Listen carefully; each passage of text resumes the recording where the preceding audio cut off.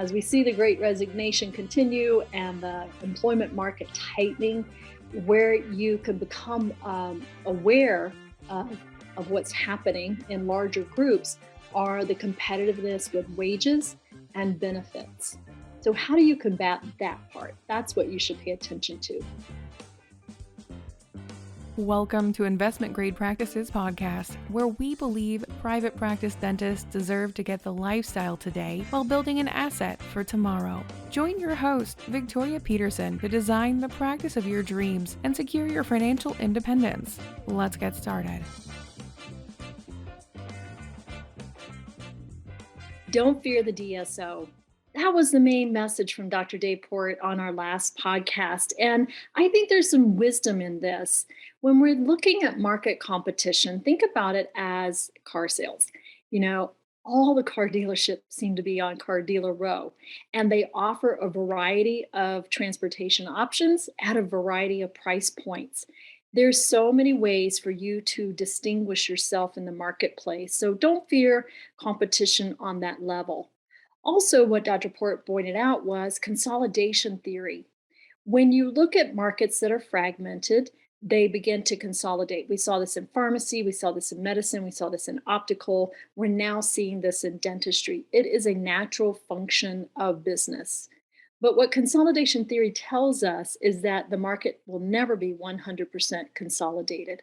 Even by 2035, they're estimating that less than 40%, perhaps 45% will be consolidated. So there's so much room for solo practitioners, independent practices, privately held groups, non-equity backed dentistry. There's so much room for you to play the game on your terms, creating an investment grade practice that allows you to provide the type of clinical care that you desire.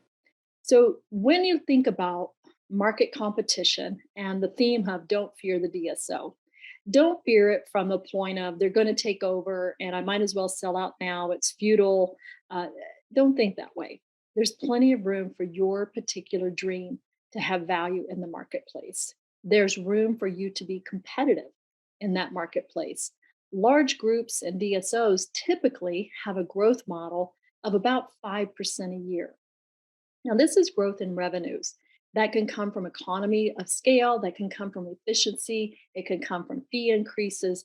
But for the most part, they don't make big moves, they don't make bold moves. They may be a little slower to adapt technology because they have to adapt it across 5 to 25 to 100 locations. So you've got edges in the marketplace of being flexible and capturing market share with your reputation. Now, where you should pay attention to this consolidation could come with the battle for employees. As we see the great resignation continue and the employment market tightening, where you can become aware of what's happening in larger groups are the competitiveness with wages and benefits. So, how do you combat that part? That's what you should pay attention to. Well, number one, work with a professional benefits coordinator. You can become part of a professional employment group. You may get associated with trade associations. We help our clients with this all the time, trying to get, if you're a solo doctor, it's difficult to get really great group benefits. So reach out to someone on my team if you're struggling with this, because being competitive on a benefits level matters. Being wage and hour plus 401ks, health insurance, sick leave, PTO, all of that. And it's quite complicated. I know we deal with this every year at Productive Dentist Academy. I had it when I had my 55 employees at Neighborhood Smiles. It's a really important issue. It's difficult to deal with if you're a solo practitioner. So please reach out to Brent, get on my schedule. I'd love to talk to you about this. The place where you can really be competitive, though, is culture. When you're reaching out to hire and you're placing ads, they're not like the old school classifieds that we used to place where you got charged 10 cents a letter or 10 cents a word. I'm really dating myself now. You have the freedom and the flexibility to really launch a multimedia campaign to find great team members. And it should showcase your practice as one that reflects your core values Attracting people based on core value and culture creates meaning in work. And for me, I think that's what people are craving is a life of meaning. The pandemic really highlighted that going to work to punch a clock to get a paycheck isn't quite as fulfilling as it might sound. So, how can we create a culture that provides people with purpose, with meaning, with significance, an opportunity to grow in their skill sets? I'm seeing more and more that continuing education budgets for your team, helping them grow personally, helping them grow financially. And I don't mean just in their paycheck, but also in financial education, signing them up for a Dave Ramsey course, for example, on money management and budgeting, helping them understand how to get out of personal debt. These are more important for employers now than ever because your team's comfort level in presenting financial options to your patients is going to be a direct reflection of their comfort level of dealing with their own personal finances. Get creative. Your team may not even know how to ask for this. But my experience as a consultant, when we go in and we work with teams on this level, they appreciate having certainty in their own life. And that translates to bringing certainty to your patients.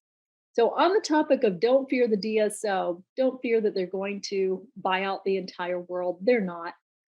Is it a good option to sell to a DSO? Well, that depends. We've got a great IGP calculator. You can go in and do a little bit of top level financial planning, looking at what your financial freedom number is, put in what your current collections and current profits are. It'll show you where your practice has a potential in being in the next 5 years.